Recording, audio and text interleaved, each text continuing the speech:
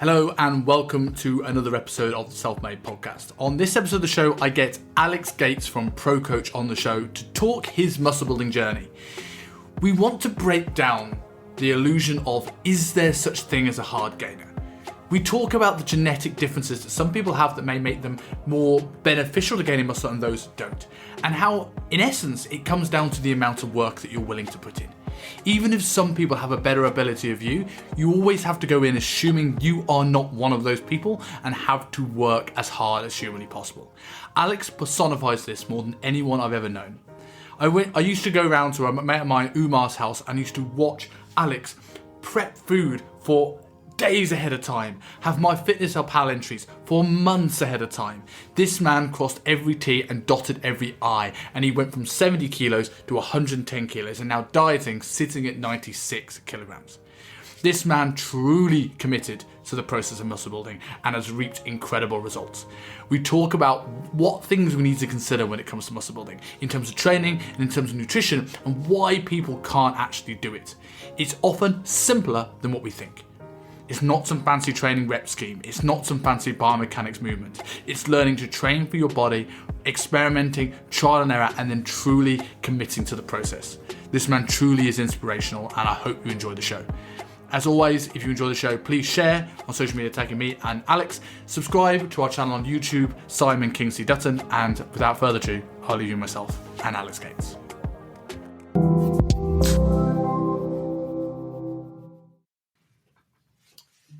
Cool. So, Alex, I've been looking forward to this one for a little while. In a way, even before the podcast started, I remember a time going back and visiting you when you lived with my good buddy Umar and seeing the unbelievable level of food prep, I think through a massive slow cooker pot. And Umar telling me you had like a year's worth of myfitnesspal ahead pre-written in your diary. So, as I said off air, I titled this episode, Are You Really a Hard Gainer? And you are definitely the perfect person to have on this, because I think you, looking at how you used to look, you are the frame of somebody who people wouldn't expect could gain the amount of muscle in the time frame you have. So before we talk about your journey, do you think there's such a thing as a hard gainer? No, I think there's such a thing as a difficult gainer. And I think certain people are going to gain muscle more easily than others, but no. I think because people see hard gainer as, I can't gain muscle, don't they? It's not kind of this thing, it's going to be difficult, but I'm going to get there eventually. They use hard gainer as an excuse to be like, 2 years down the line, I look exactly the same as I did before because I find it difficult. And that's where I kind of go, nah, you're just kidding yourself. There's either something that you're missing or you put that excuse in your head and you're never going to get there. So we'll cover the things that people are missing later on in the show. But you mentioned there you think there are difficult gainers. So people find it harder than others.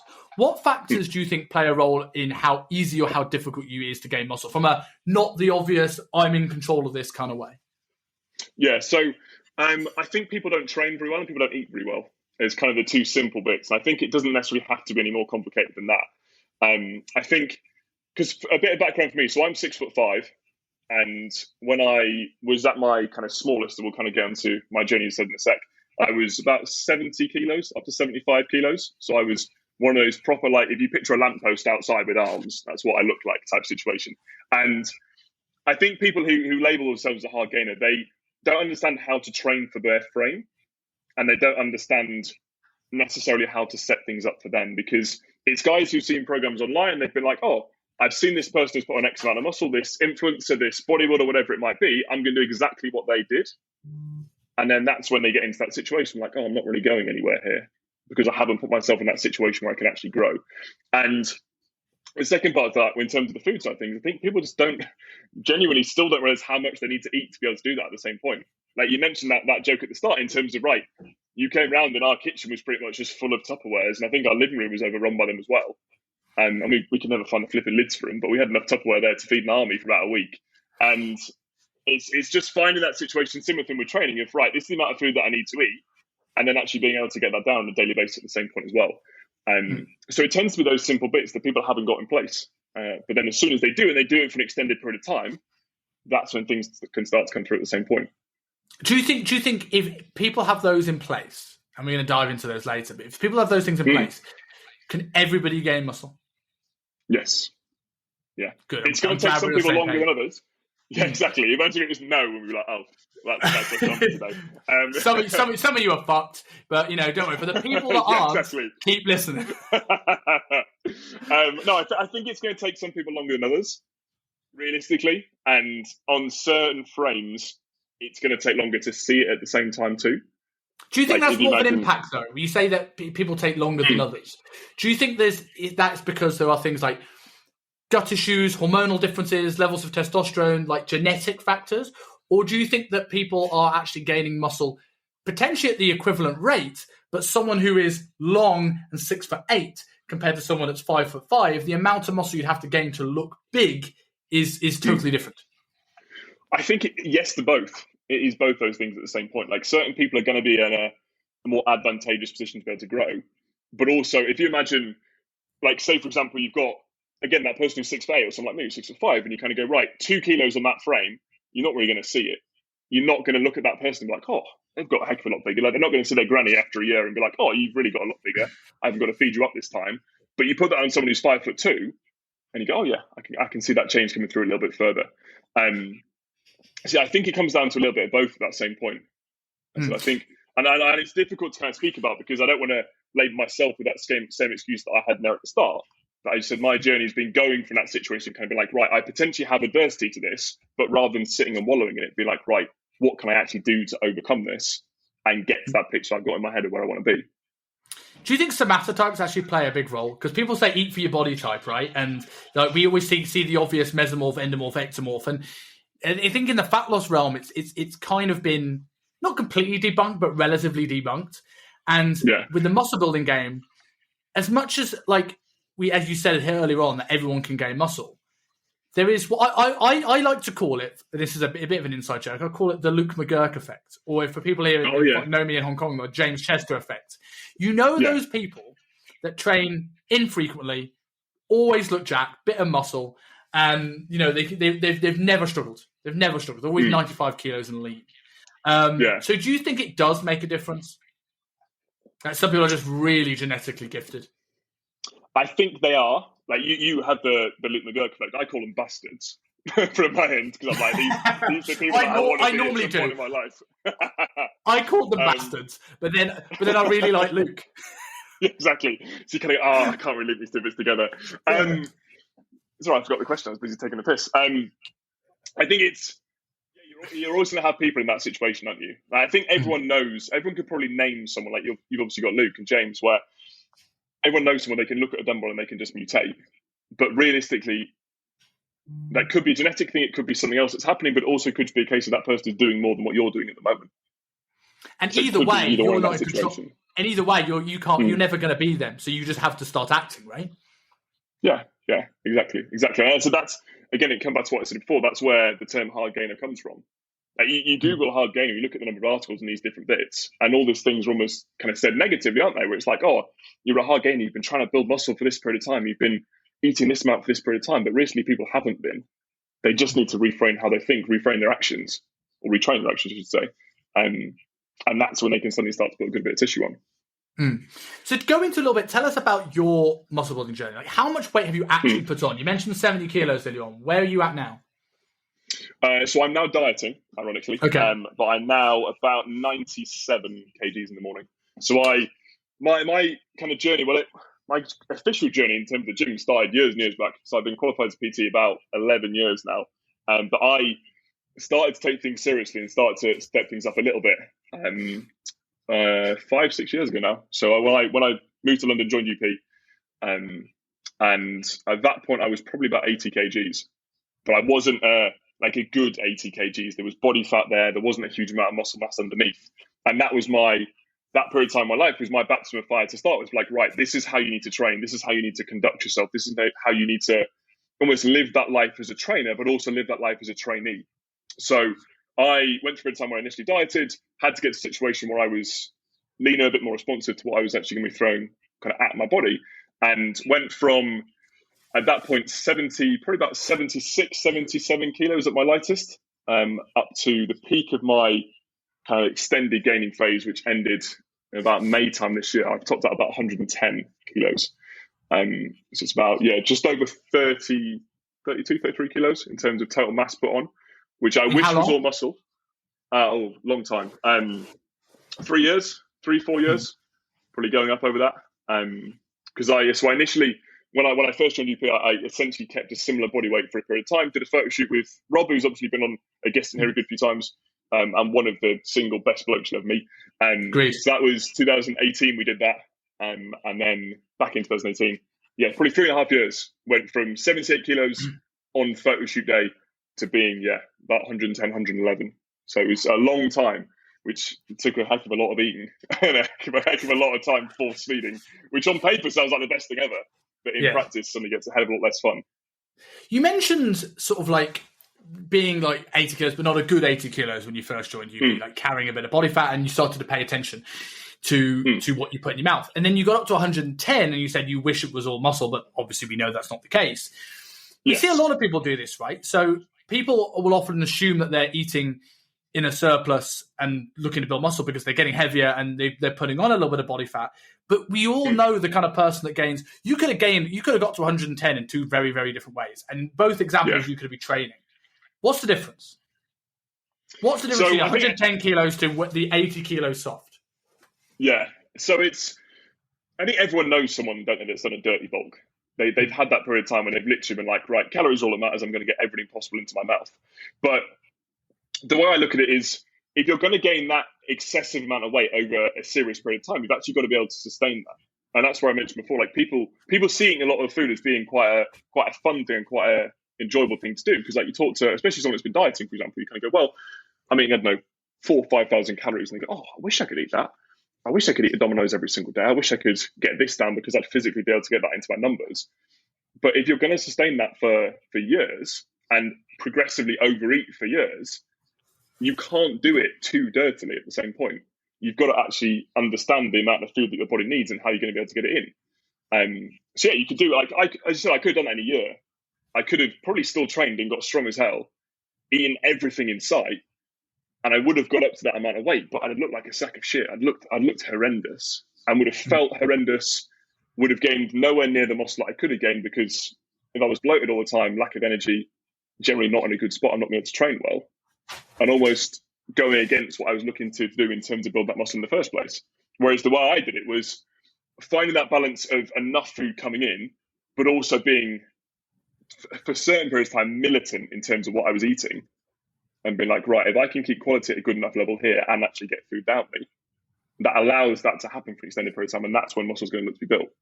Because the way I see it is, over 3.5 years, if you gain, I don't know, average X amount of kilos of muscle a year, the longer you can then project that for, the more total muscle you're going to build. Do you think the difference between, say, the dirty bulk and the way you did it, putting aside obviously the fact of like, okay, your training would be detrimental by the fact that you felt a shit and you were bloated and you were tired and all that sort of stuff, do you think the fact that the nutrient quality has actually improved the ability to gain muscle more than body fat? Or do you think the difference is the fact that you had a training stimulus that was hard enough to actually create growth from those extra calories rather than just layering on more pounds of fat? Probably, again, both, to be honest. I think because training is always going to be that driver of new muscle, realistically, isn't it? We have to have training in a situation where it's set up progressively for a long period of time. But then also, we can do that to the best of our ability. But then if we're not eating enough to be able to allow that to happen, we're also not really going to grow to our maximum potential at the same point. It's like, for example, so now when I'm coaching, I work with some competitors, I work with some kind of like not Gen Pop clients, but guys who are a bit more advanced with things, and training is beyond just a hobby for them, but they're not necessarily going to compete. And the way I describe an off-season or a gaining phase to them is you want to try and find this level where the body's able to run at 100% in as many different areas as you can. You want training to be able to run at 100%. You want digestive function at 100%. You want hunger as close to 100% as it can be. You need nutritional quality. You need calories in place. You need sleep in place. And you can only really do that if you're eating well. So you can't just disregard that at the same point and be like, no, it's fine, bro. I'm training hard. I've eaten 3 pizzas for lunch pre-workout, but I'm training hard and I'm going to be able to get there. So it's all about this balancing out with both these two things at the same point. And it's the thing people forget is recovery, right? You know, I listened to a podcast, Diver CEO podcast today with the owner of Whoop, and he was talking about HRV, something that I've spoken about quite a lot on this podcast. But the nutrient deficiencies are going to lower your HRV and lower your ability to recover. Poor sleep, inflammation, gut issues, anything that stresses the system out is going to affect this, which, you might be getting the food in, but if you're not on creating the stimulus, but if you're not recovering from that stimulus, you're not growing because the training is actually making you weaker. Yes. Yeah. Yeah. It's just, you're just pounding yourself into the ground and not able to do anything about it. And you, at the end of the day. So going back to your journey, what we always talk when it comes to fat loss, we always talk about having a why. It's really important having a why. This is the reason why when I'm tired, I still go and do my steps, right? But with building muscle, it's a much longer process. So what was your why? Why is it that you wanted to get bigger? Like, you could be 85 kilos and lean and be pretty big. Why do you want to be particularly big? Yeah, I think that's again where this is interesting over a longer period of time, because you don't necessarily just have one for that whole 3.5 years. You don't just have one why that underpins everything that you're looking to do. Whereas if you're dieting for 12 weeks, or you need just one big thing, that's my purpose here. Okay, I can do that, and that's gonna be able to guide me through. So my initial one came was we both of us used to work at UP. I was obviously Mayfair, you were at City, and when I first started, typical that people would do a photo shoot when they first joined. So you could prove to everyone that you can go through that transformation, you can go through that dieting process, and even just to understand yourself as a trainer. Right, I'm going to walk the walk. This is what a client is going to be going through. Okay, I'm going to do that myself so I can relate to them and they can relate to me. Whereas when I joined, there were a few juniors that came on board at the same time. I think there were maybe about 5 or 6 of us who all started within about 3 months of each other. And we had a team meeting on a Wednesday. The big boss had flown over and he'd come in, and he made a comment that with the new guys who were coming in, Sean had said we were dieting, and he was like, actually, I think it'd be more impressive if I saw these guys get bigger. Like, I'm not going to name any names. Looked over. I'm not going to name any names, but I think it's actually going to be significantly more impressive if these guys get bigger, because if you're, I think it was something along the lines of, if you're 6 foot or above and 80 kilos or below, you haven't got enough muscle to diet. That sort of situation. So that was my first bit where I was like, oh, okay, I want to do something about this now. Like, this is a company that I've essentially worshipped and fangirled for an extended period of time. Like, I want to prove myself here. So I'm going to, like, make myself proud, have the boys look at me and be like, oh, no, I respect this guy now, because he's following what this person is saying, and he's showing again he can walk that walk, but in a different setting. So that probably got me maybe my first 6 months, and that got my, like, initially moving with things, been like, right, I need to take this more seriously now. I need to take my own training more seriously. I need to be more consistent with everything that I'm doing. I need to understand more about what I need to be able to grow. And that then got me to a situation where, right, that kind of initial foundation has been built. Then I had to do a photo shoot in the end. So that's when me and Rob did our shoot together.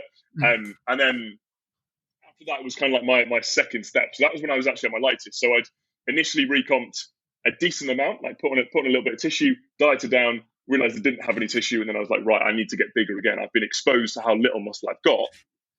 It's time to put some more underneath that. So the next time I come around to this, I can show off a lot more.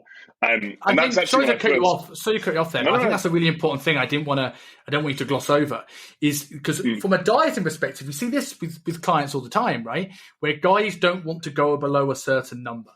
If I go below 70, I feel small.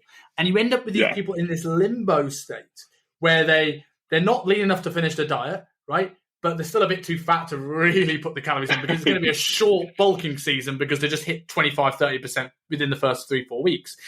And they just never, ever move from there.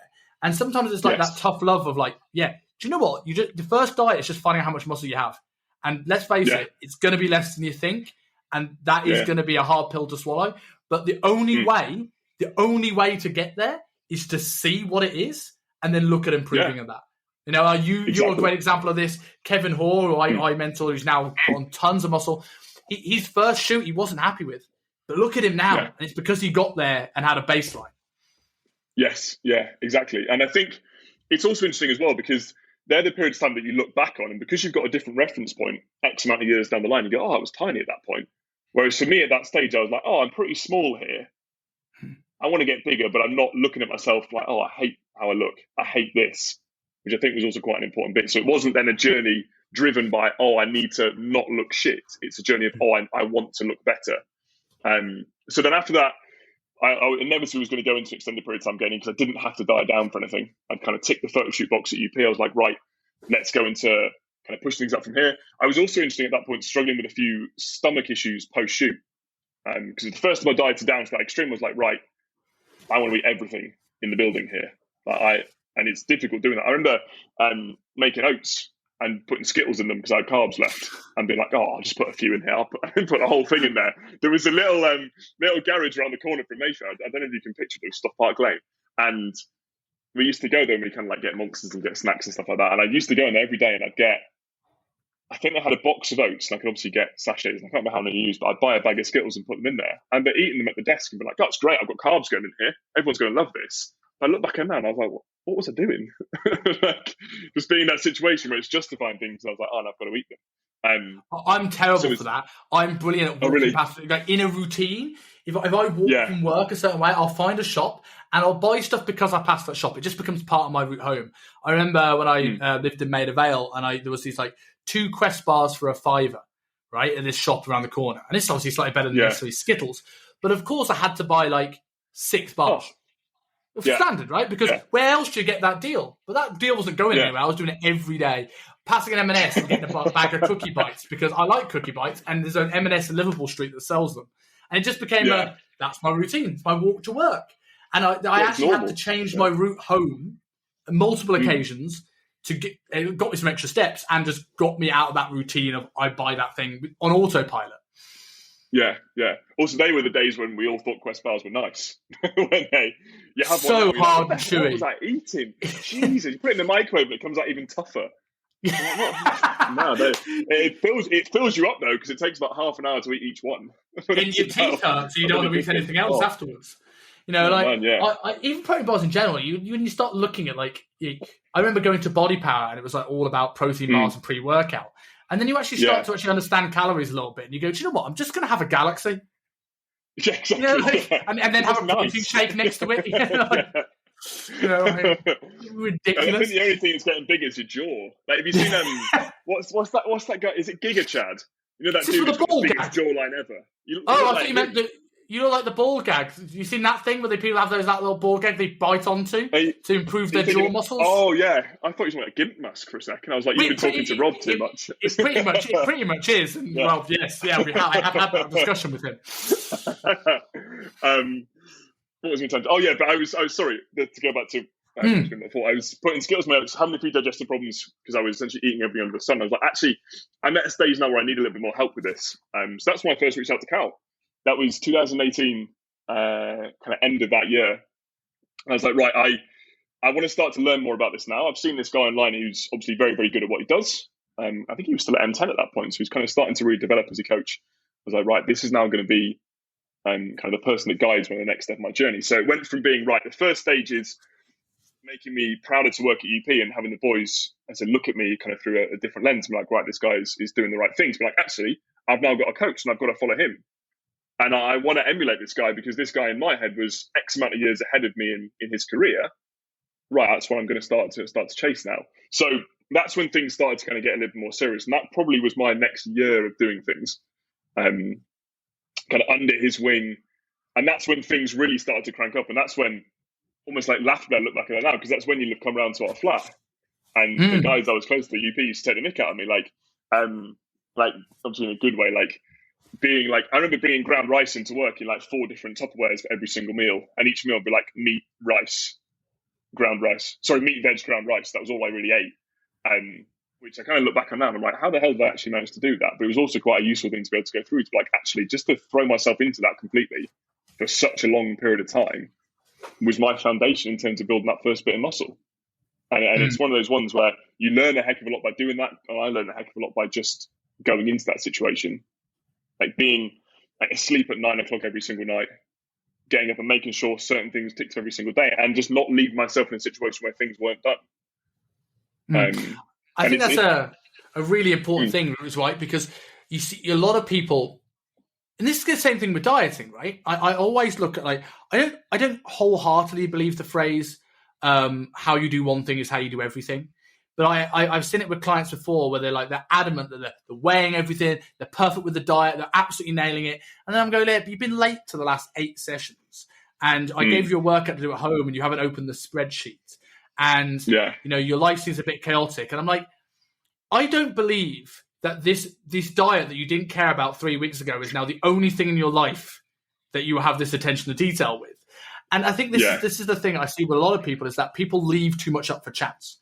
They get to the end of the day and they go, hope I've hit my calories today, rather than planning the night before going, this is how I'm hitting my calories today. Or looking back and going, hey, do you realise your steps were at 3,000? Like, why does that happen? It happened because you weren't on top of this. You were kind of just hoping things worked out for the best.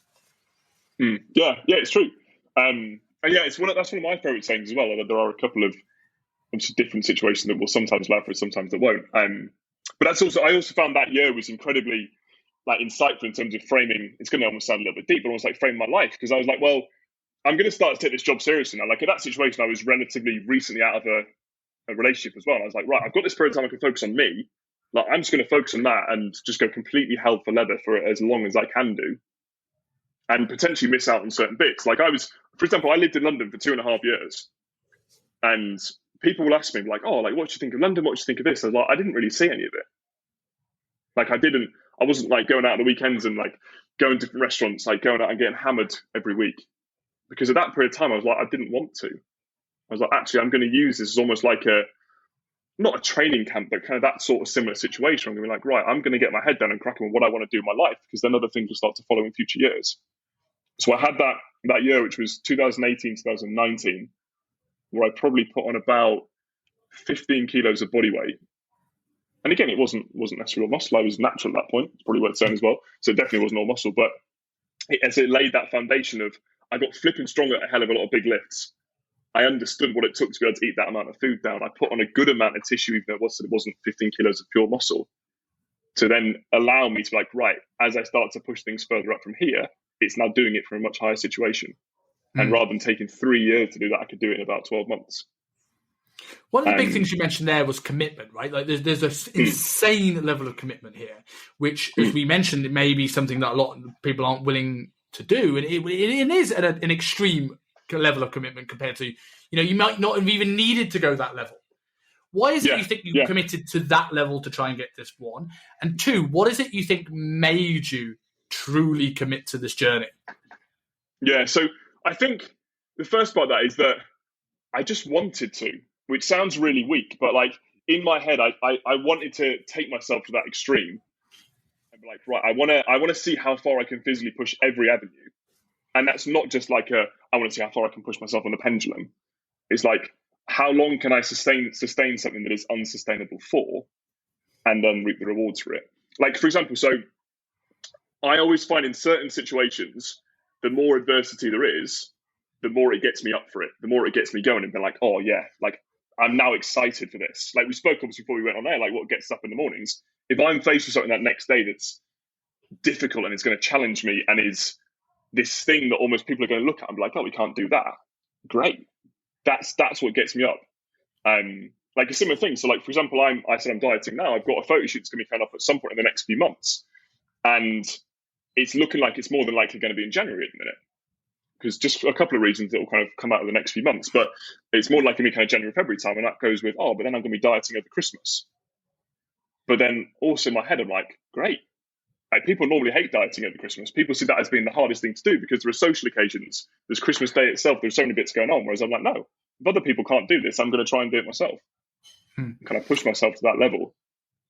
I also think when it comes to things like dieting over Christmas, you see it. And again, this is more of this is probably actually an off-season thing more than a diet. I hate using the term off-season for most people that aren't competing. I don't have an on-season, have an off-season. Yeah. I don't have an on-season. But when you see it where clients finish dieting and maybe they're good for a couple of months and then they'll start to drop off those habits. And I think sometimes it's when you haven't got the urgent deadline, when you haven't got a bit of a hard time, it's easy to diet when you have the perfect run, when you can be the all-in or all-out mentality.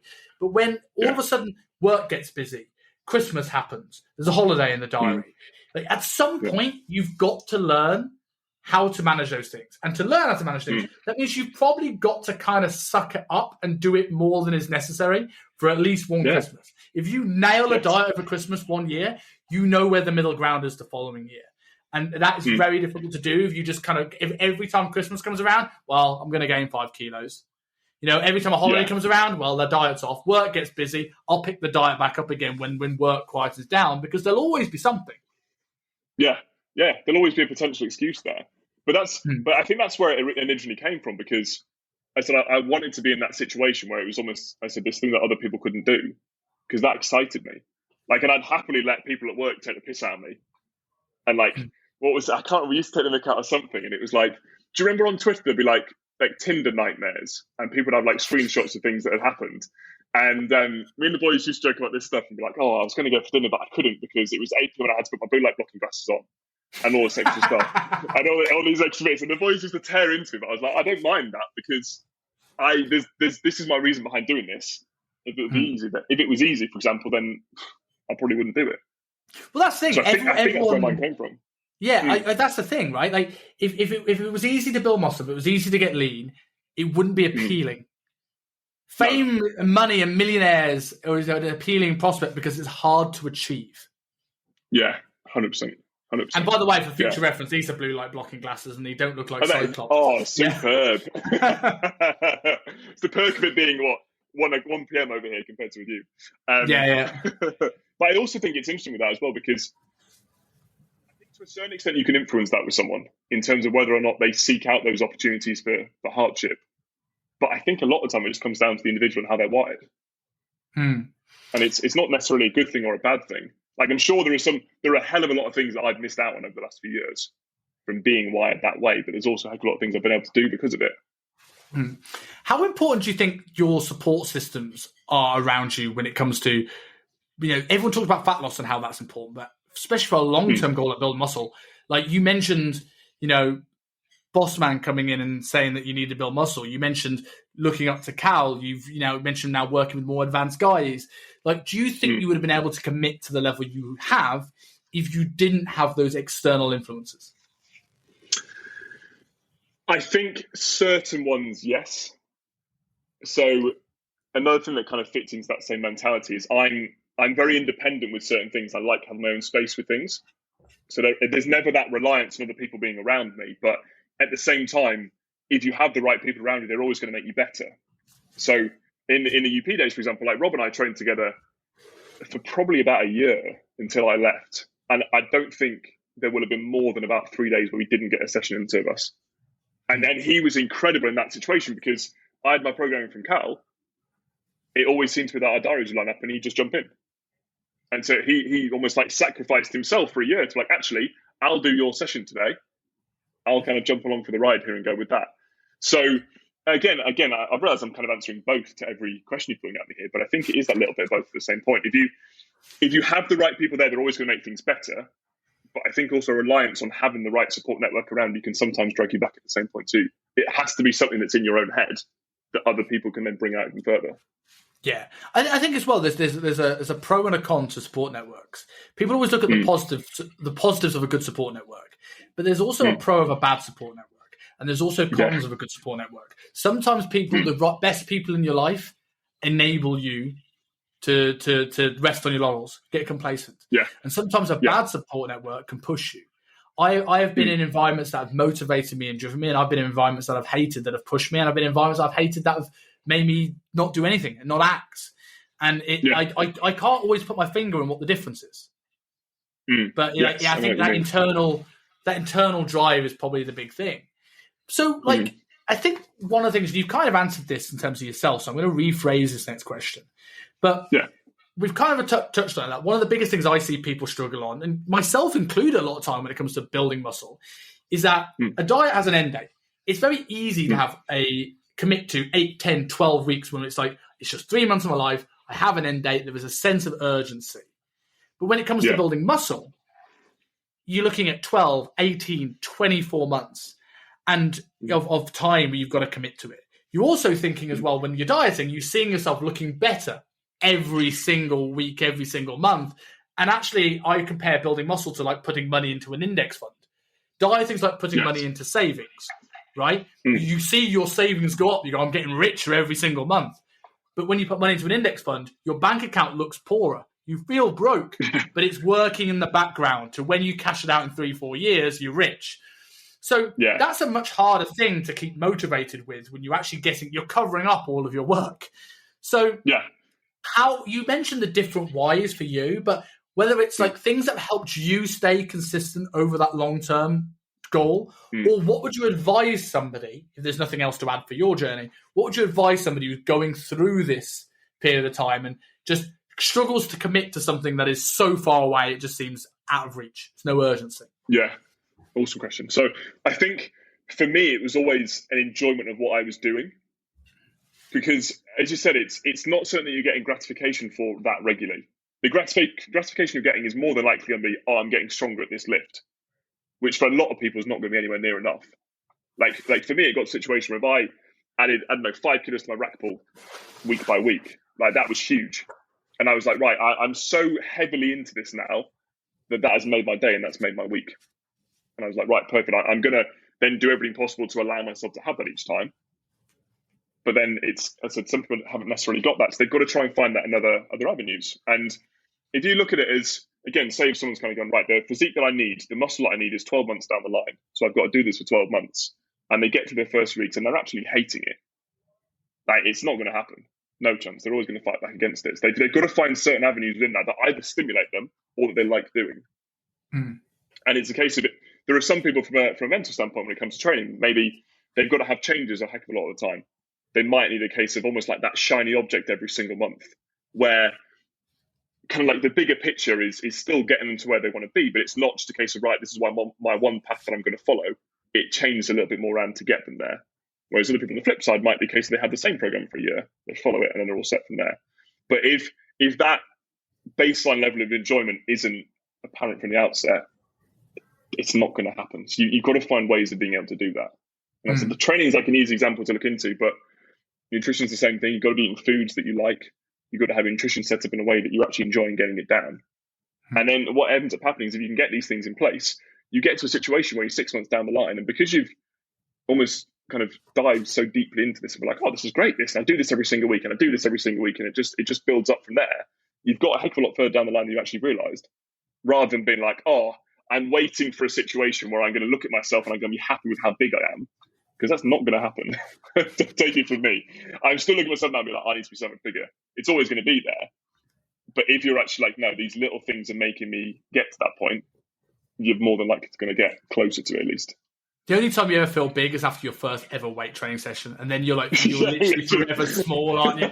You always compare it to the next day. And like I think I was extra fucked because when I walked into UP City, the first person I met was Justin McGuire. Oh, Christ, he was 135 and lean. Yeah, absolute monster. And I was like, right now, if that's what I'm working with, and I'm never getting there, I'm screwed. But I think you mentioned there about training being this thing, and I think that's one of the big things I've transitioned in my coaching practice now, is that literally I've just spent a lot of money changing my check-in system. So I had a type form question that was the same every single week, and then I realised that it was great for dieting, but it's like the questions are different when someone's building muscle. Like, what was important isn't as important anymore. And I can see people just getting bored and tuning out. So now I have logic jumps, and if you're in a building phase, ask you more questions about training, and it becomes the focus and that sort of stuff. And a lot of what I talk about now becomes more training focused, and I try and get them geared up and excited for that. And you mentioned at the start about learning to train for you. And this is something really interesting, because I think this is something that's held me back for a very, very long time. You might teach you something here. Being, how tall are you again? 6'5". So 6'5". Basically, so you see that doorway behind me? I'm the height of a door. Yeah, it's probably the easiest way of describing it. Yeah, you're long. I'm not as tall as you. I'm just under 6 foot. But again, I'm long-femored, structurally not particularly great for that. And one of the things that I always found for a very, very long time, less so now, is that you got to a point where probably the most I've ever enjoyed training was before I learned anything about exercise mechanics. Because when I learned exercise mechanics, I realized how shit I was at everything. And then that the ability to be consistent when you get into a squat and go, I feel more like a failure than I am actually excited to do this. So what did you change in your training to make you feel accomplished enough to keep pushing? What did you do in the gym to find how to train for you? Also, I love that thing on mechanics club. I'm the exact same. You open your eyes to be like, I miss the days of being ignorant and just going there and throwing some weight around. But I think so. I was in a situation where when I really started to take things seriously, I'd never really tracked my training to that level of detail before. So one of the things that got me going, and I was kind of quite novel to me, but also quite exciting for me, was actually being able to see changes week by week to my logbook, which is kind of a bit of a bro principle. But being able to be like, right, okay, this is what I've done before, this is now what I'm doing this week. This is now what is building up week by week from there. So the way I went about things, and Cal was a huge part of this, because he was the kind of guy that set this up for me from the outset as well, and was able to put this stuff in place where we came up, right, which exercises do I enjoy? Which ones are fitted to a certain extent to me? Right, let's get strong as hell at these and blend that mixture of mechanics alongside actual training at the same point. So not getting stuck down a rabbit hole of being like, oh, this has to be absolutely perfect. And if I don't know, move my spine a millimeter out of position, then it's going to be wrong and I've got to stop. We'd be like, right, we can set this up and then start to really have some fun with it, and things can go from there. So that's how I went about things. So when it comes to, if someone doesn't know anything about this, and again, this could go down a whole rabbit hole of a conversation that could last for hours, but what are the big things when someone starts looking at their frame and they go, nothing feels right? What are the things that you've seen with clients and yourself and people that you think, right, here's where I would start looking at this. Here's the stuff that maybe you should think about when putting together your building program. So to a certain extent, to begin with, it's experimentation. Because I think, as you mentioned with that rabbit hole, you can get a little bit lost in terms of, you mentioned somatotypes at the start. Okay, this person has this frame, this approach is more than likely the best thing for them, but it may not be. Like you say, kind of like, I could have understand, but like, if someone is very tall and they're very long limbed, get on a machine. A machine, you're going to get more from than using a barbell, or you're going to get more from using dumbbells. And I think you have to find that place where you try a few different approaches. You try almost a few different ways to work a particular muscle, and then you find the one that resonates with you best from there, which is difficult when you're first new into things because everything's going to start to feel pretty similar. But it's find that spot. Like, for example, if you line up chest movements, you've got a dumbbell press, you've got a barbell press, you've got a machine cable fly, you've got a cuffed cable fly, you've got a cable press, you've got a normal machine press. You put all these different bits together. To start with, have a go on them all. And you kind of go, right, which one am I able to move most effectively with? Which one can I actually feel in the target muscle the most? And then more than likely, things are going to start to build themselves from there. And that's like my kind of practical approach to coaching is normally down that route. It's kind of understanding the fundamentals of, okay, this is more than likely going to be what this person needs, but it actually has to be put into practice at the same point. So it doesn't fall down into that situation, like I said before, of, every tall person needs to use a machine because dumbbells are unstable, which is almost quite an easy soundbite to get lost into.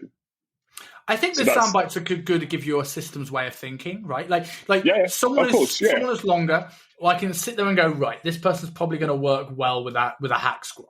Now, on the flip side of that, though, we've all seen that person who's 6'5", who is tall and long, but maybe their tib fib is slightly longer than the female, and they have this perfectly upright squat. Or even for the untrained eye, we haven't got an X-ray. They could have the world's deepest hip socket, and they don't move at all. So I see a lot of people. I think when it comes to mechanics, and I had a conversation with this with my mate Steve on the podcast the other week. I think there are two times the mechanics wormholes you can go down. They are the muscle mechanics crowd, which is where we've probably gone down a little bit too much sometimes, which is the bands and the data chains and the optimizing profiles. And then there's the structural mechanics crowd, where it's anterior pelvic tilts and diaphragm and ribcage mechanics and gaits and all this sort of stuff. And you sort of see kind of people kind of get lost in those things and think, try and be physios or try optimize things and go, do you know what? That kyphosis might be their structure. They could have broken their ankle 6 times and have a bone spur.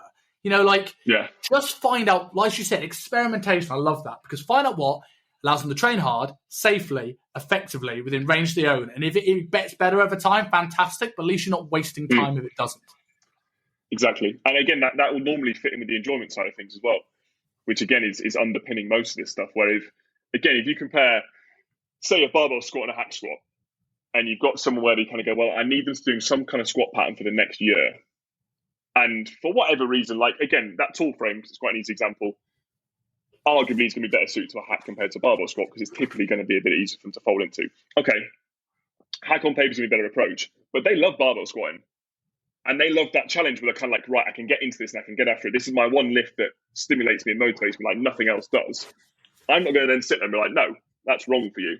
Unless it's dangerous and they're going to snap something, there's no point kind of like, oh, actually, no, veer away from that and go on to this. If they then spend that whole time being like, no, on the hack, looking at the rack, being like, I wish I was over there.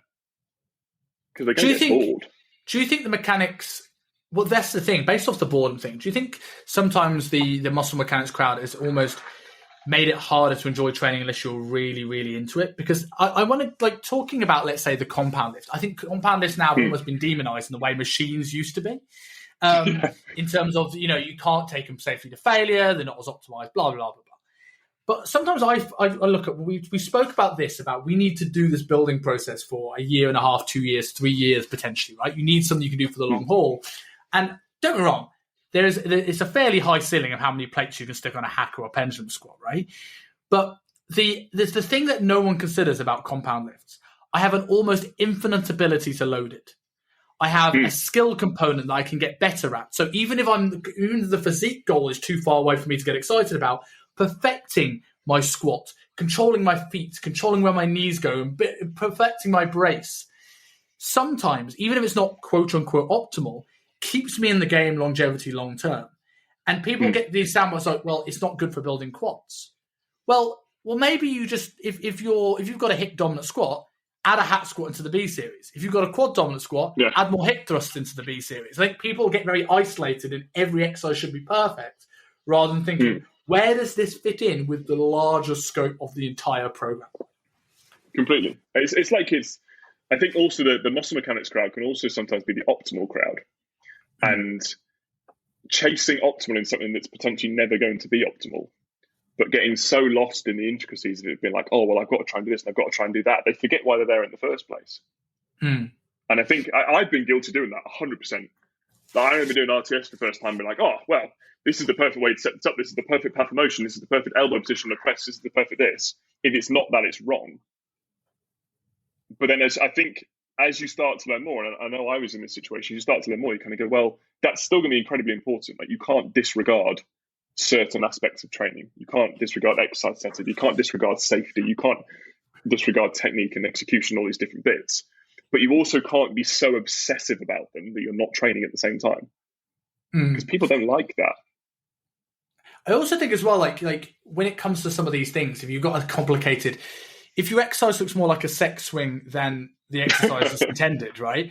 You've probably gone a bit too far. It could be perfect. Like, I remember, and I'm generally, this isn't a criticism here because this is something he did in his own training, and this guy is one of the greatest coaches I've ever met, Reed Stafford, right? Yes. Reed is an amazing coach, by the way. Shout out to Reed. I think he's still at Kensington. Great coach.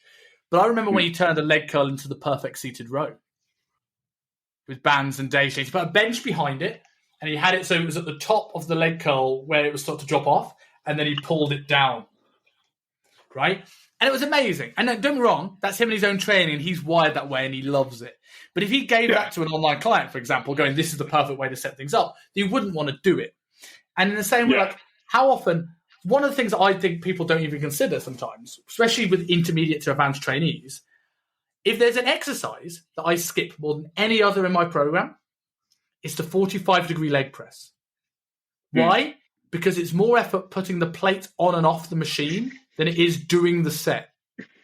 So I just don't bother half the time. And that's terrible. But you don't think about it as like, okay, how easy is it to get on? If I would rather have a banded version have the most optimal lat profile, or do I just do a pull down and a row? Yeah. And you've killed two birds with one stone. And this is our first big tangent of the day, but I think this is why, in my opinion, every person who coaches online has to coach on the gym floor. Because we've learned this stuff by training clients in person.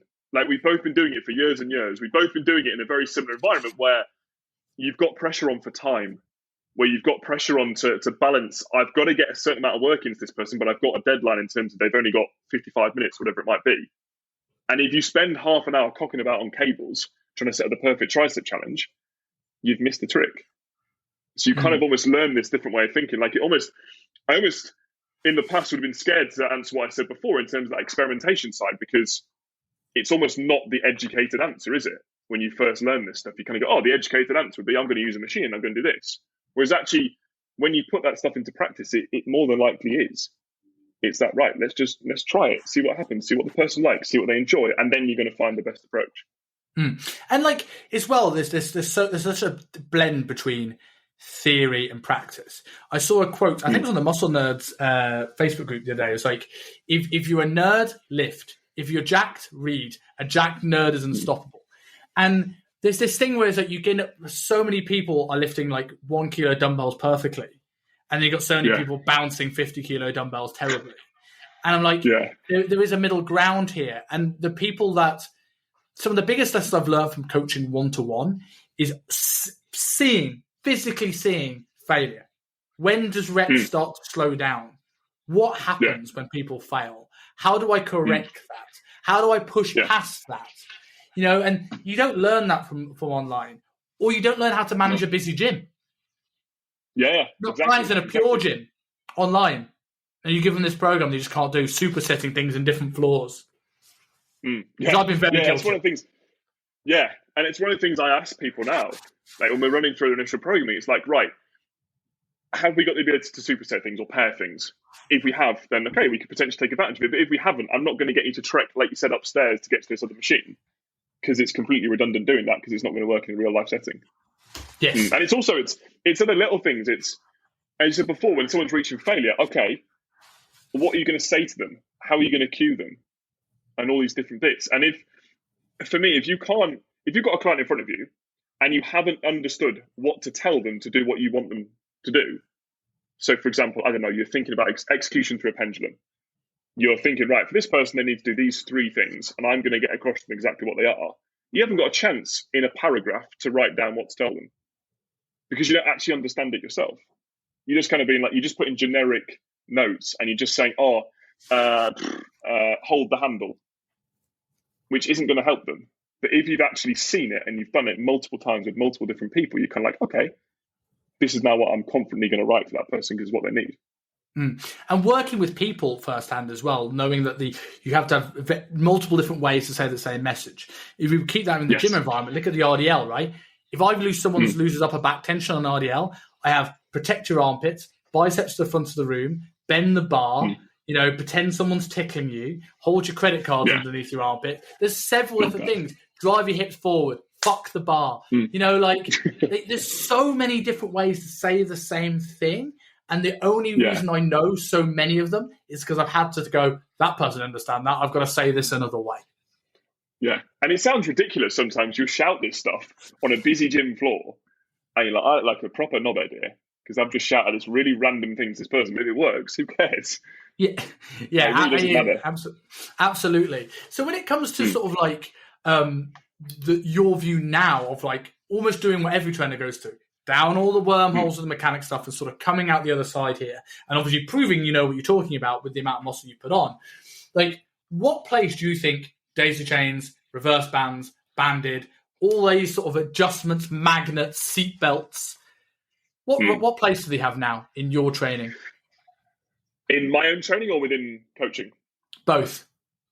So within my own training, I have a small amount of them in there now. But again, this is the real life setting. So I live in the North of England. I live in York. I train at Ultraflex in York, and I have a training partner who is someone that I PT'd 5 years ago, PT'd recently, and now we train together. And we've never really gone down that rabbit hole of going into mechanics because we've never had to. Like, he was never at a situation where it was really warranted because initially he was teaching me how to train.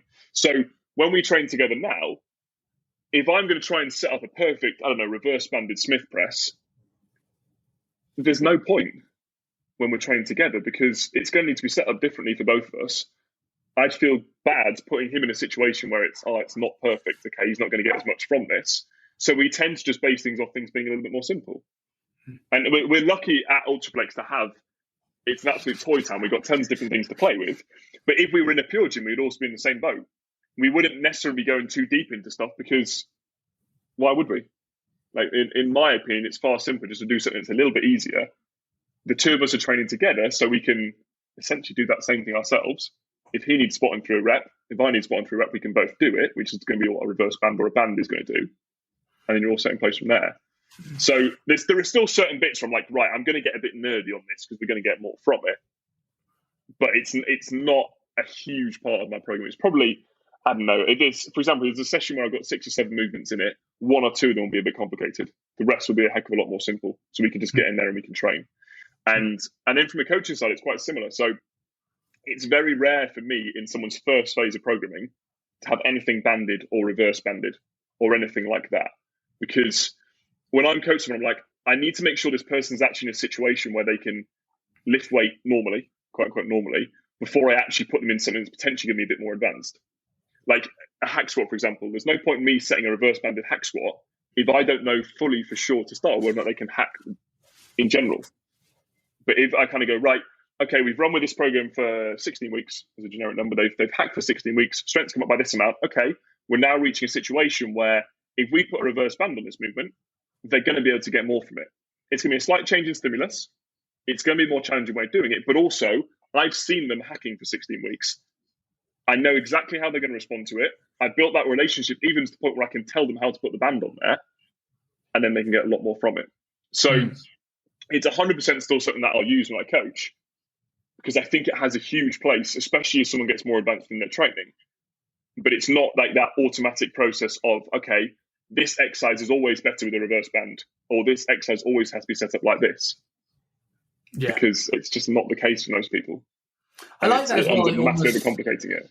Yeah, I also like the fact that you layer on this information. It's like giving somebody on day one who's never ever looked at their diet before macros and just go. Yeah. As opposed to kind of giving them a meal plan and then maybe saying like have a relatively lower carb approach and then go add a bowl of rice, right? This is almost like do a hack squat. It's a machine. It helps it easy, and then go right. Add the band. We're now getting a little bit more from this. In the same way you would go, same reason why you would do maybe a floor press into a dumbbell press. You create range of motion, you add instability, right? And I think that's something people forget in this seek of being perfect is that you don't want to necessarily have to rush this process. And I think one of the things I learned from Elliot Upton, actually, was speaking about off air, is that sometimes it's like people change their programs way too frequently. To the point where you run out of progressions. So the training becomes a little bit boring. If you can just make small, tiny adjustments that we only need to change it when it's necessary, just enough to keep things engaging, rather than having to try and come up with a new program every month because it's an arbitrary 4 weeks. For the coaches of this, I remember having a conversation with Johnny Jacobs when I was writing programs. And he was like, man, you write a lot of programs. Why are you writing so many? I went, well, they need a new program. And he went, when you're writing programs, is it because the client's bored of it or are you bored of it? And I was like, that's such a really good point, because I've probably done a variation of GBC 8 times a day, 6 days a week, whereas that client does it once a week. Yeah. And they might be getting into it and be like, this is great, this. And you're like, no, we're going to do something else now. Exactly. I love this program. Well, sorry, week 5, fuck you. Why it always goes. I think going on to sort of like the Gen Pop muscle building, before we give a couple of, I'll say closing questions and making it sound quick, but they're probably bigger than this one. But one of the things I've come to realize from a coaching perspective is working through a lot of people now that have gone through dieting coming out of it, is that I think people do not want to build muscle as much as they say they do. In reality, they have this idea in their head that they want to look like Dwayne Johnson, but in reality, they just want to have a beer and a pizza and not get fat. Yeah. And I think that was a big shift in my business because it changed how I approach things. Rather than trying to go, this is how we're going to optimize the building process, I just feel like you're fighting a brick wall because they just don't want to do it and they don't want to increase the food because they're scared of getting fat. Whereas now I was like, let's set up training in the way you enjoy it. Let's keep it enjoyable so you keep coming back to the gym. Let's slowly build calories through like having a free meal with the partner on a Saturday, and you'll build a bit of muscle, but your ceiling is capped. Having worked now with beginner and more advanced clients through Pro Coach, do you see the same thing? Do you agree with that statement? And what's the differences between the two demographics? Yes, I think the main difference is those two people can have the same goal, but they don't actually understand what that goal is necessarily when someone's brand new into it. People will sometimes, when they're fresh into training, they'll be like, oh, I put on 10 kilos of muscle, because in their head it's, oh, I go into the gym, I train for a little bit, and then it goes on. Whereas people, when they're more advanced, they fully understand that actually that's going to be a commitment for X amount of time, but I'm going to have to do these number of things well enough for that period of time for me to be able to get there. And you're absolutely right. So with that kind of more Gen Pop client, they kind of go, right, I want 10 kilos of muscle. And if you sat them down and went, right, I need you to be doing these things for 18 months, do you think you can do that? 99% of them are going to say no. And it's not a negative thing in any sense. It's just they're potentially not willing to do it, or they can't do it, or for any reason they're not going to. But that's when you just have to change the framework a little bit. Be like, right, okay, let's shift that goal a little bit. Not just shit on them and be like, no, you're not going to gain 10 kilos of muscle. Goodbye. But be like, okay, this is what you're willing to do. This is what you're comfortable to do. This is what's going to fit into your life. Okay, this is what we can potentially get to. And then they've got that direction in their head of being like, okay, this is what I'm going to start to push to. But then, as I said, the further you move up that scale, if someone, for example, is a competitor, and I came off a call with a guy called Ben a couple of days ago, competed this year, did phenomenally well, and we're looking at kind of the next 12 months of his competitive career, and we're kind of being like, right, we've got 5 or 6 kilos up to his weight cap. We're going to try and push that on as aggressively as we can, and he's fully on board with that because he fully understands what you need to do for that. You need to basically see the next year of his life being like, right, I am an athlete. I need to, within that, hold myself to a certain standard for that entire time, basically be on prep, but not dieting within that, and get to that point. So I think that's where the main difference lies. It's just people, when they're a bit newer, they haven't been exposed to what they need to do to build muscle. So they don't fully understand what it actually is they sign themselves up for, if they're going to get there in the first place. I completely agree with you. I think expectation management is one of the best skills a personal trainer can have. Letting people, like, it puts the impetus and ownership on them rather than on you to get that result, because it's like, well, this is what you're going to have to do. Like the cold hard facts. I don't care how you do it. If you want the 10,000 average steps in a diet, I don't care if you do 50,000 Saturday, Sunday, do 4 Monday through Friday, but you get there. And this is one of the things, going back to shouting out Reed, is Reed does very well. I don't care how you hit 1% down per week, but you just got to hit it. Right. Yeah. And if you want to eat 600 calories Monday through Friday and 14,000 on Saturday, Sunday, go for it. But the average has to be may equal this.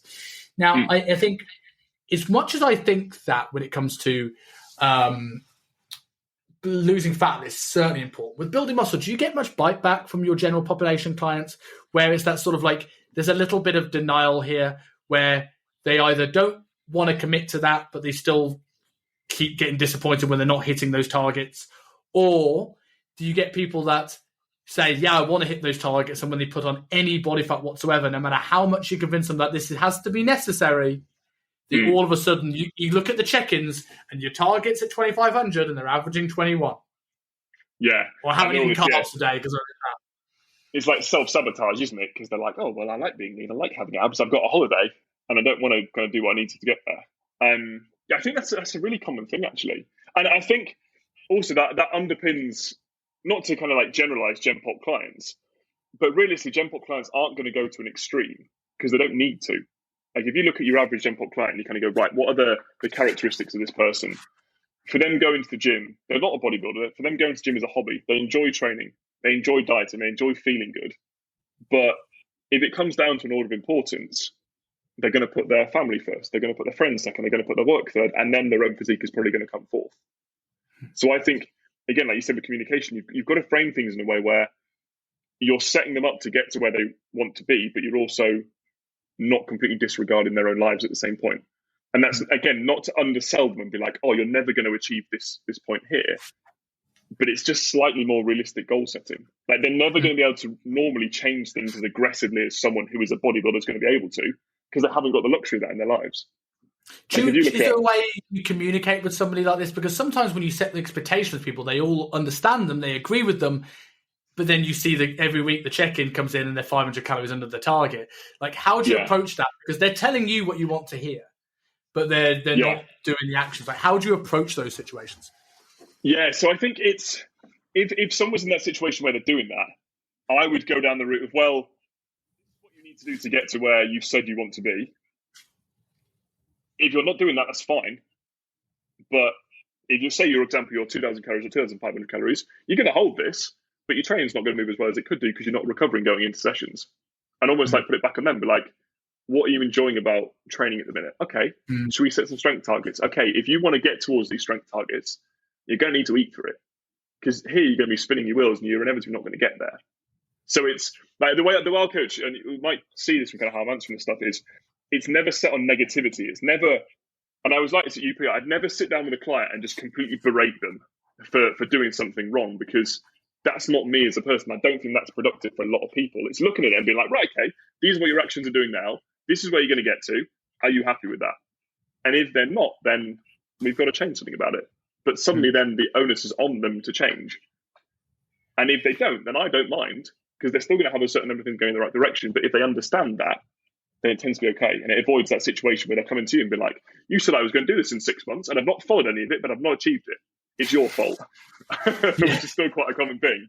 Yes, yeah. I approach things like exactly the same way. It's like I don't mind what you like when it's making adjustments to diet. It's like we can either decrease this much food or increase this much activity. What do you want to do?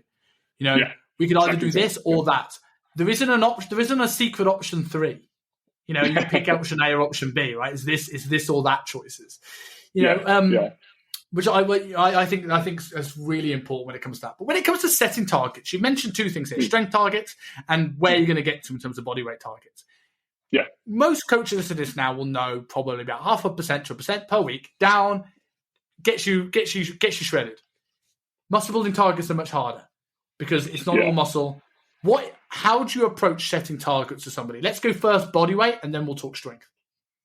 So for probably at least 2 years, I don't think I've set a body weight target for anyone trying to build muscle, because for me it's not a relevant marker to them. Because what's going to happen is if you tell someone, okay, the physique that you want to get to, you first got to get to 100 kilos, and then when you're at 100 kilos, you've got enough muscles, then diet down and show it off. The first thing they're going to do is they're going to go, perfect, right, that 100 kilos is my goal. It's time to eat. Like, it's time to get as much food as I can physically get in my face, and I'm going to get myself to that point. So I think that can be a bit of a dangerous thing to happen, because people place all their kind of like, not their gratification, but they put all their kind of weight in terms of, that pun, getting to that weight. They kind of go, right, when I'm there, I'm going to be happy. But because it ends up being this fluid thing, it may not necessarily be the case. And I never want to leave someone in a situation where they're at 100 kilos. They're like, oh, I'm smaller and faster than I expected. What on earth's happened here? So because it's quite a common thing I've got a lot of dudes at the minute who are looking to build tissue. The way I'll tend to look at things in check-ins is tracking as many variables as possible and having as broad a spectrum of things we can look at as we can. Weight is going to come into it because it's a useful metric to track, but I'm going to be looking at how they feel, how the training is going, how numbers have moved up, and going pretty hard onto those in check-ins and championing a lot of that stuff in there. Right? How's food been going down? How's your hunger been? How have a couple of bits been away from the gym? And that is the stuff that we look at rather than setting necessarily a weight target. And weight is going to be coming up, but no, it's not something I tend to do a huge amount. It's almost like weight going up as a byproduct of the other things that they're doing, rather than they have to get to this point to gain this amount of muscle. And again, that fits with the same thing of enjoying that whole process side of things and building muscle without even thinking about it, rather than being like, oh, have I got bigger today? Stepping on the scales, oh, I've lost 0.2 of a kilo, have I lost muscle? Oh, shit, I'm not doing what I want to do. I'll try and eat a bit more food now. It just ends up spinning around in their heads. Have you ever had a period of time when it comes to, I was going to ask this earlier, but period of time in your journey being sort of necessarily long and not necessarily built for a lot of lifts in the same way that I am, where your limiting factor wasn't necessarily just the amount of food you had in? For example, for me, I've always have a sticking point in pressing, and it's always mid-back related. It's always a lack of stability. And that becomes a tricky thing because the numbers then just don't go up. And it's often really long-term things just to get even half a kilo onto the bar. How did you approach those situations with you or a client that's going through the same thing? So for me first, I was exactly the same thing. I think taller, longer limbed people are always going to struggle with pressing. It's one of the hardest things to develop. So I would look at certain lifts that I was looking to progress and I was looking to build up, and I'd have them as being important, but they wouldn't be the only marker of success in that session. So say, for example, if, I don't know, I had a machine fly and 2 presses, like an incline press and a flat press, for example's sake. And maybe the incline dumbbell press was the one that I was really looking to build up. And that's the one that was going really slowly. I'd look at that and be like, right, has that gone up? If it has, fantastic. But I've also got these other 2 lifts that are going to be helping to build my chest. And if they're still going where I want them to go, contraction's getting better, numbers are moving up, quality of work done is going up in that as well. I would then look at that as not being a plateau necessarily, even though that incline dumbbell press was going really slow. So it's branching this stuff out into other areas. So it's not just focused on one specific thing, because otherwise that'll 100% happen. Like that's where I get bored of it. Like if I'm adding a rep to a dumbbell press over a month, nah, that gets to a situation where it's like, I feel like I'm just spinning my wheels here and I'm not going to get anything from this. And I think I tend to do a similar thing with clients as well. It's a case of if a movement's going slowly, or for example, a movement regresses on a certain week, and we've championed that a little bit on the logbook, and we're like, oh, let's try and get your RDL to this weight, and they lose a rep in a particular week, and they come in a bit disheartened. They're like, oh, why has that gone behind? It's then starting to piece together, like, right, let's look at the session as a whole. Let's look at it as an entity.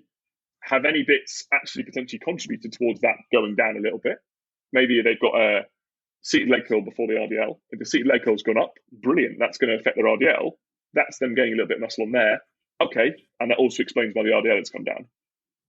And almost like that problem-solving type approach, it explains them, right, okay, unless they've properly messed up on something, there's going to be a reason behind why that hasn't gone the right direction. So again, similar things, that whole coaching style, they're coming away from a check-in, or they're coming away from a session, but like, actually, I have made progress with this because I've changed how I'm looking at it at the same time. Yeah. So rather than seeing it as being stuck, it's like, actually, it's still moving. Did you then at any point go into the minefield of trying to find out where the weak link is and try and solve that? Because the more you learn about mechanics and anatomy, the more you have an ability to work out what that issue is. But I still find it's a bit of a minefield. It could be one of 7 things. And you could spend 6 months working on something that actually doesn't improve your press whatsoever. Yeah. Again, typically no.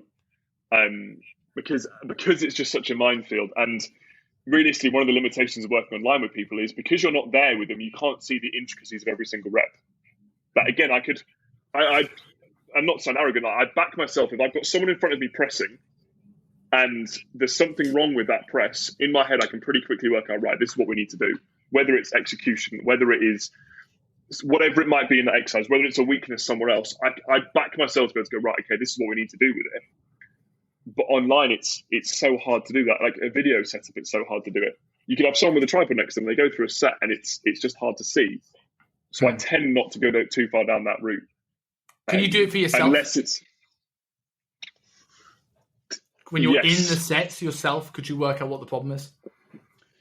Normally, yes. But it wouldn't just be at the time. If, again, flat dumbbell press has really got stuck, and I've done it 3 or 4 times, it's not moving anywhere, I'm probably going to be like, right, okay, I think I can start to piece together this. Let's play about with a few different bits, and let's put that into the session and see how it goes. Maybe it's a bit of pre-activation work on something else beforehand. Okay, how does that go upwards? But I think that's also a very interesting discrepancy, because I would enjoy nerding out on that myself, because it's my body and I can feel all these different things and I can see the response. But it ends up being online a bit almost like guessing in the dark. And you kind of telling someone like, right, try this movement beforehand. Let's maybe do some mid-back work before you go into a press and see how it feels going into the press. And they go, oh, it feels the same. Because they're not necessarily going to be as in tune. They're like, oh, I feel like I wasted a little bit of time here. And they're constantly trying to find an answer. Maybe not. Yeah, exactly. Yeah. And then maybe it's not the heavy stuff. Yeah, exactly. It's not the fun bit. So again, not a massive amount. I said I would. And yeah, and as I said, in answer to your question, I think I could probably piece together what it was for me, from what I know and from my training experience on me. But no, not necessarily with an online client. So because I appreciate you got to shoot in 10 minutes. So I've got last 3 questions. And they're just going to be quite broad, but I think this is going to be the key takeaways on this. So let's go nutrition first. What is the biggest reason with nutrition that people do not build the muscle that they want to build? They are going to one of 2 extremes. They're either eating too stimulus training, too optimally, and they're eating too clean, or they're not eating well enough. And they're either going to have a whole, like I've got a saying, David Mertzer, who I used to work with at Mayfair. We actually started on the same day, didn't I? And he messaged me once about this. And one of the things that I'll sometimes say to people, I think I put on my Instagram before, is you should never be in a calorie surplus, but a nutrient deficit, because that's what's going to happen. If you go to that end of the extreme and you're just eating a load of rubbish, you're not in a good spot. So people tend to be at one of those 2 ends because they want an extreme somewhere. They're either going to be like, right, I can only eat potato as my carb source. I'm going to get 700 grams of carbs down purely from potato, and that's all I can eat. or they go the other way and be like, actually, I'm going to get it purely down from chips. So it's find that balance between the two for depending where they're at that particular time. Yeah. And how I normally put. Go on. No, go on. Sorry, I was going to say how I normally put that in practice with someone is find the limit of what someone can eat from the highest quality food possible. Get that baseline in place, and then as more calories that they need, you bring it in from simpler sources. So someone's dinner might be, I don't know, chicken breast, potato again as an example, a good amount of veg, and you kind of go, right, that is a very good quality main meal. We need 400 more calories. Have a muffin.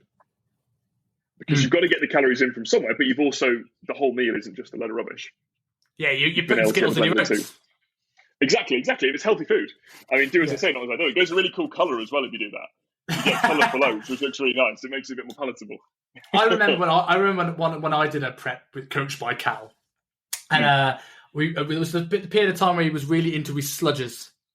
Oh yeah. So I had my cream of rice sludge, and the only protein powder I had from the previous coach I had was a guy called Ant from Shapeshifters, and he's created generally one of the best meal replacement protein powders in the world. Unfortunately, he's not international shipping at the moment, but it's for YouTube watchers. I do have a tub of it here. This is what it is. Link in my bio if you do want a little bit of discount. But like, it really it's vegan protein powder, greens, fiber, flax seeds. It's unbelievable. But the banoffee flavor is green. So it looked like it's broken. It tastes like a banana milkshake. A little bit more earthy because it's a vegan protein powder. They're never going to be amazing, but it's passable. And I mixed it in with this sludge. It was like I was having like Incredible Hulk's shit for breakfast. But it was brilliant. I absolutely loved it. But I think that's a really valid point about that, about people going to two extremes, because we think about like the potential issues with recovery and digestion by just eating poor food. But if you're trying to get 700 grams worth of potatoes, you're probably not going to ship for a week because of the amount of fiber that you have. No, it's going to absolutely wreck you. I remember a time where I was dieting once for the same shit I did with Rob, and I was like, I'm really hungry here. I need to get some food into me. And I had 2 whole heads of broccoli. And for some reason in my head, it was a good idea to have this with some chicken for dinner. And I couldn't shit for about 3 days. I was on the gym floor and I was like, I feel absolutely god awful here. And then when it eventually got there, it was like Armageddon. And it's just, as soon as you get to that situation, you just feel horrendous.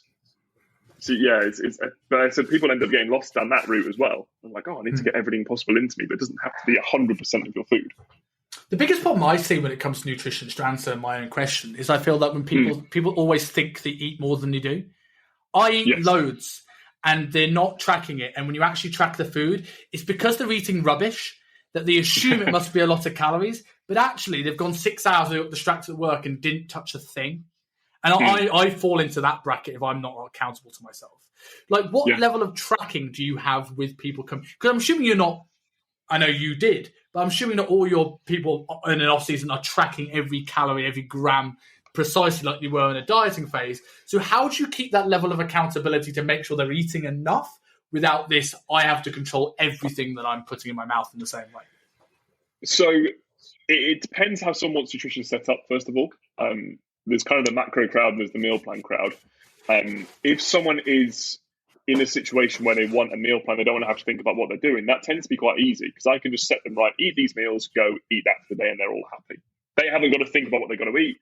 We both know that they're getting enough food down into them and everything is kind of smooth sailing from there. But then if someone is the macro route, it can be sometimes a little bit tougher because you need them to be tracking enough so they can actually understand how many calories they're taking in. But it's not necessarily a time to be as anal with things as when you're dieting. So it's finding that blend of, okay, we can track certain parts of this, but also other areas of calories can be estimated to a certain extent. And again, it depends where someone is in their journey. If someone is brand new to this stuff, they're probably going to track things a little bit more and realize what they're eating. As someone moves further up the chain, they can start to eyeball things a little bit, and I'll trust them to eyeball it a little bit. So look at a dinner and be like, right, okay, this plate is 600 calories. I've got 400 calories with it. Perfect. That hits my box today. Because again, it goes back to that whole thing before. If it's 18 months and they're using myfitnesspal for every single meal for every single day, they're going to burn themselves out pretty quickly. So you can't have them doing that because they're going to start to hate it, and they're going to reach that situation where they rebel against it and they don't want to. but you also need a certain amount of tracking in there. So I said, if someone's new, they'll do a decent amount of tracking, then I'll start to ease it out a little bit. As someone is more advanced, it's a bit more like, right, let's track it, but not necessarily MyFitnessPal. Like tracking it in your head, making a check-in sheet of what meal you've had, perfect. We can make I suppose it's keeping an element of structure. So you've got a base level of calories that you're always eating and you're adding to it. Whether it's a meal plan or I know what 2,000 calories looks like and I get that as a minimum and then I add stuff on top. Yeah, exactly. But what makes it easy though is a lot of time when people are doing this, they're going to eat the same things every day or similar meals most days. Like it's really rare for someone to have 4 very different meals every single day during the week. They're going to have like fallbacks they're going to go to. They're going to have, I tend to have this for dinner. Or they might normally have a similar lunch, but then and their husband, wife, whatever it might be, might cook dinner together. And we kind of go, right, let's keep a track on that one. But because your lunch is the same every single day, we haven't got to track it. We can just manipulate that if we need to. And that makes it a heck of a lot easier too. Because one of the things you find is when you're overeating for a period of time, enjoyment of food is inevitably going to come down a little bit. So you lose that desire to be like, I'm going to cook up this stir fry for dinner. It's like, I'll get a packet of rice, a packet of veg, and some chicken again. But you don't really mind that because it's got a purpose. Yeah. When it comes to training, what's the biggest mistake you feel people make with training? Not training smartly and hard at the same time. Rob actually put a post about this the other day. And it's people will sit in 2 camps. They'll either nail themselves in the gym and be doing themselves more harm than good sometimes, or they'll go to optimal with things and not train out at all. I think most people, if you look into a gym, you look at most people trying to build muscle, most of them could train better and pretty much all of them could train harder. But again, they don't necessarily understand what that is going to entail for them.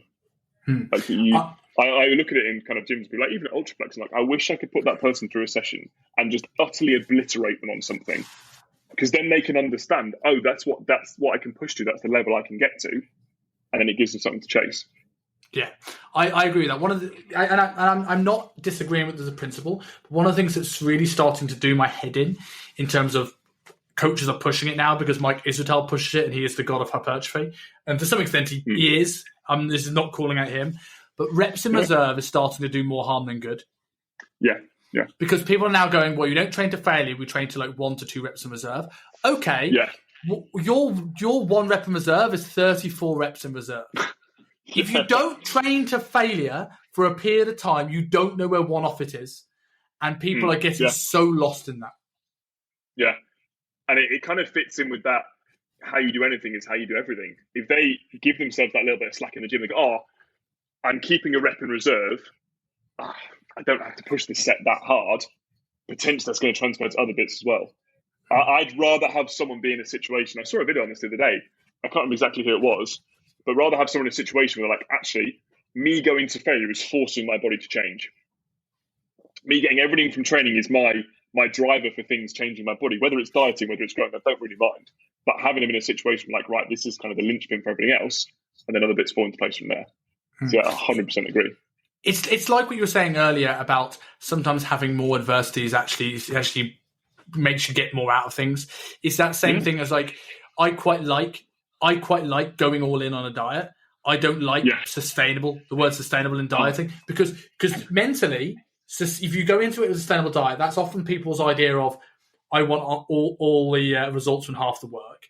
It also, what is sustainable on day one when you have pizza Fridays and drinking 3 nights a week is not what's sustainable at the end of a diet when I ask you what you want back. And I also find that like if you want to try and get all the stuff you feel, I'm not saying dieting should be horrible or that you shouldn't have any food you enjoy, but if you're always trying to fit these things in, there's always an element of like guilt when you go out for some drinks on a Saturday night. I'd rather just get the diet done in 8 to 16 weeks and then go out for a night out and have some beers where I have no guilt whatsoever and I can truly enjoy it because the work is done. Yes. Yeah, exactly right. So like I said, that was my year of being basically a monk for a year. Like, if I can do it in a year rather than 3, I might as well do. Because otherwise, again, the slow approach is necessarily better. The last question I have before we go into like where people can find you, if you had your time again, if you were starting this whole bulking process again, you were mid 70 kilos, would you do anything differently? No, not one thing, because I've got myself to a situation now where I fully understand what I need to do by getting certain things right, but getting a hell of a lot of things wrong as well. And both from myself, but also being able to coach this as well. Like I'd trust myself in most situations that someone comes towards me like, oh, I want to build muscle. I'm like, right, okay, I fully understand where you're at now. I know what is needed at that point. So no.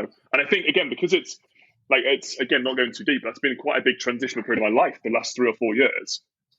Like it's changed me as a person. Like UP made me grow up a hell of a lot, and that was the start of it. And then the years following with obviously Muscle Mentors and now Team Pro Coach, I'm kind of like, no, like it's none of that would ever be changed, because I wouldn't want to potentially lose parts of that. I wouldn't want to be like, oh, I changed this one thing and then something else gets altered further down the line. Yeah, I absolutely love that answer. So for people who want to learn more about the continuing saga that is your journey, where can people find you? Where can people find Pro Coach? Yes, so my Instagram username is Alex_Team Pro Coach. The business one is just Team Pro Coach. So you can drop me a follow on there. I'm quite good with Instagram. I'm not the best with Instagram. I'm one of these people that post occasionally, but it's still things will be on there. They can ask questions on there. They can reach out and kind of chat things through on there. So yeah, anything that people have listened to and heard like, oh, that resonates quite hard with me, just drop me a message and I can chat them through there. Mate, it's been an absolute pleasure. It's been one of the podcasts I've enjoyed the most in a very, very long time. I've really, really enjoyed this. I've learned some things that I think it will help me in my training. So I appreciate that. So thank you very much, man. No, dude, pleasure to be here.